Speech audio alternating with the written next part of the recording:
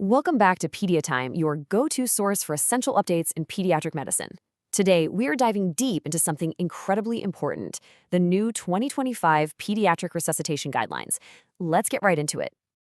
But first, as always, we have to start with our medical disclaimer. Please remember this briefing is for educational purposes for medical professionals. It is absolutely not a substitute for medical advice. You should always consult the official published guidelines for your clinical practice. All right, so this is a big deal. For the first time since 2020, we have a major update to our pediatric resuscitation protocols. And what makes this so significant is that it's published jointly by the American Heart Association, the AHA, and the American Academy of Pediatrics, or AAP. So let's break down exactly what's changed and, more importantly, why it matters for you. Here's our game plan for today. We'll start with why this new release is so significant. Then we'll cover the big picture conceptual shifts. Think of it as the why behind the changes. After that, we'll get into the nitty-gritty of the clinical updates for both PBLS and PALS. And we'll wrap it all up with the key takeaways you can bring to your next shift. So let's start with the release itself. Why all the buzz? Well, it really comes down to this idea of a unified front in how we approach pediatric care. The collaboration here is what's really key. Having these guidelines jointly published in both circulation and pediatrics, that's huge. It sends a powerful message. This isn't just one organization's opinion, it's a unified expert consensus, all built on a massive, comprehensive review of the very latest resuscitation science. And, the stakes really couldn't be any higher. When you see a number like this, over 27,000 pediatric cardiac arrests every single year in the U.S. alone, it just hits home. Staying current with these guidelines isn't just an academic exercise. It's absolutely critical for improving outcomes for our youngest, most vulnerable patients. Okay, let's shift gears a bit. Before we jump into specific techniques, it's really helpful to understand the high-level conceptual shifts that are driving these updates. We're really looking at the evolution of the science itself. I love this quote from an editorial in the Journal of Pediatric Emergency and Intensive Care Medicine because it just nails the philosophy here. The 2025 guidelines are not about tearing up the old playbook. Instead, think of them as thoughtful, evidence-based, evolutionary steps forward. They refine and improve our approach. And this table does a great job of showing those key shifts. Let's look at three major areas. First, organization. You'll see PBLS and PALS are now treated as separate, specialized parts. This just recognizes that they are distinct domains.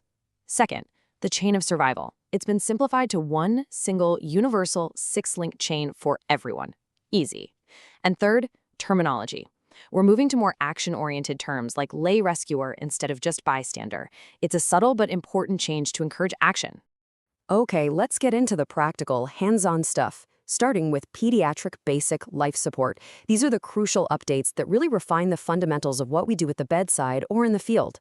So the heart of PBLS, no pun intended, is still high-quality CPR. That has not changed.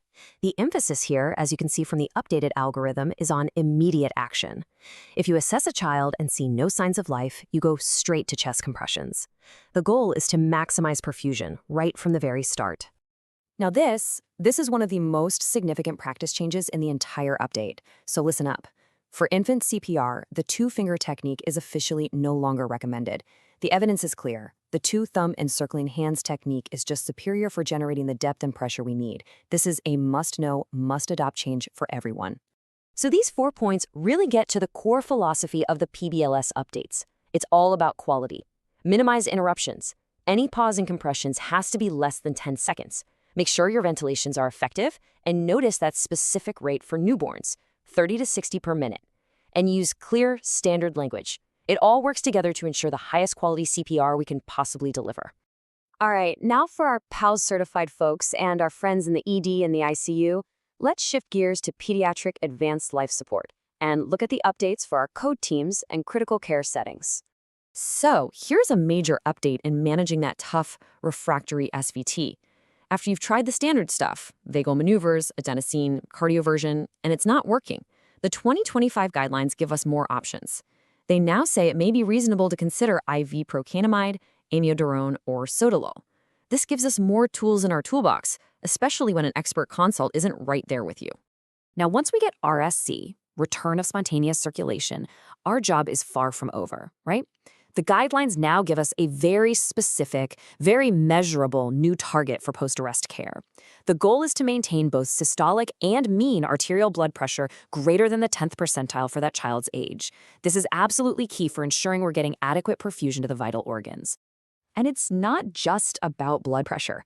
The guidelines are really pushing for a more holistic view of post-arrest care. We're talking about managing temperature, maintaining tight glucose control, aggressively correcting any electrolyte imbalances, and something that's so important, engaging in early, clear, and compassionate communication with the family. It's the whole package. Phew, okay, we have covered a lot of ground, so let's bring it all home. Let's boil it all down to the most critical, practice-changing points that you need to walk away with today. Here it is, your rapid-fire 2025 checklist. Number 1, remember the new structure with PBLS and PALS separated. 2, adopt the two-thumb technique for infants. That's non-negotiable. 3, consider those new antiarrhythmias for tough SVT cases. 4, target that post-arrest blood pressure goal. And 5, use clear, action-oriented language with everyone. Got it? Good. Now, this was obviously a high-level overview. There is always more to learn. So for more comprehensive pediatric learning resources tailored specifically for medical students and doctors, I really encourage you to visit our website at www.pediatime.com. At the end of the day, the most important thing we can do is stay current, because that is how we save lives. If you found this update helpful, please do us a favor and subscribe to PediaTime and give this a like. That way you won't miss any of our future essential briefings. And we'll close right where we began with a final reminder that all this content is for educational purposes. Always, always defer to the official AHA and AAP guidelines in your clinical practice. Thank you for joining us here on PediaTime. Stay safe out there.